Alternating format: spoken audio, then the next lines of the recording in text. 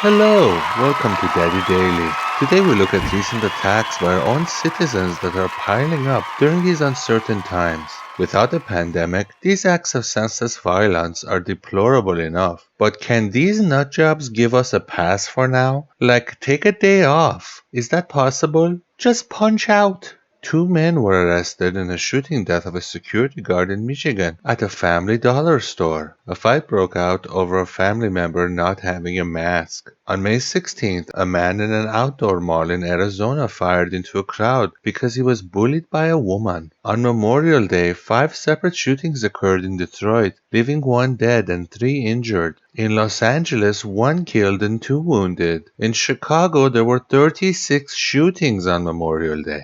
Even Han Solo, who indeed shot first, would balk at these numbers. Even Han would realize that you have fractions of a second to respond to a threat, and not even George Lucas's attempts to justify Han's quick thinking can change the outcome. Greedo is a goner. Greedo.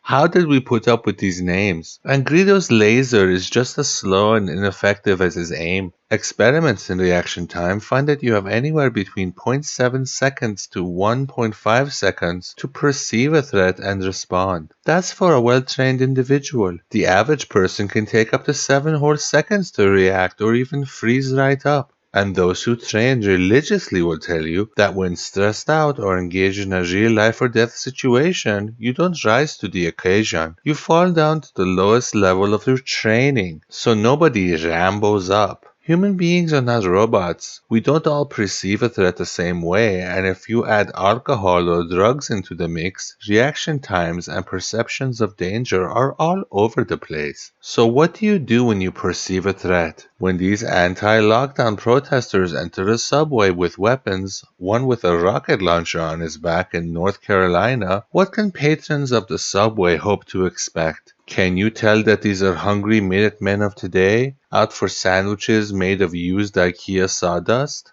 Delicious. No doubt with double meat and a Mountain Dew, let's be honest. Are these men hungry or crazed active shooters about to turn the subway into a killing zone? You have just 0.5 seconds to make a decision. So how can you tell if you're dealing with an active shooter crazy person or an anti-lockdown crazy person? They dress the same, they look similar and carry the same kinds of weapons, except for the rocket launcher guy. I mean, you can be safe knowing that this idiot's chances of hitting you with a warhead are lower than him owning a t-shirt with sleeves.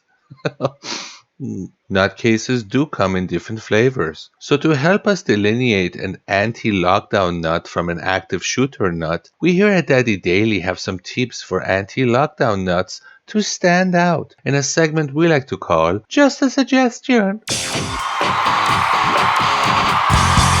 Attach a microscope to your AR-15. As an anti-lockdown nut, your real enemy is the coronavirus. Help yourself find and eliminate them by attaching a microscope to the optics of your weapon's platform. With bipod, bad lever, shell catcher, flashlight, laser, enhanced charging handle, backup sights, an American flag paint job, and backup bipod, I think you would agree that your 30-pound rifle doesn't look any more ridiculous with it on than it already does. Adopt an anti-lockdown uniform. Soldiers of all kinds are respected and admired. You are a soldier of, well, another kind. So dress like it, so we don't blow you away by accident. Why not don the stockings and wigs of our founding fathers? You are basically doing cosplay anyway, so go for it with this patriotic ensemble. Dainty and dangerous, yes. To if by sea, the sexiness is coming.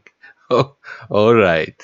Use a catchphrase when entering an establishment so we know you aren't an active shooter. When you enter a business wearing a murder mask, shout something only an anti-lockdown protester would say, so we know we're safe, like, I have a tiny penis, Clorox is delicious, or reading, what's that? Then watch as the stress level of the establishment fades to zero. They're not here to indiscriminately shoot us, they're just armed morons. Do something meaningful with your life. There is a place you can wear all the fatigues you want and carry a rifle all day long. It's called the US military. But you will have to lose like 89 pounds first, yes? Or since you seem to have all this free time on your hands and a hankering to help, because you're such an American hero, how about working at a hospital or a non-profit to help bring food to people in need?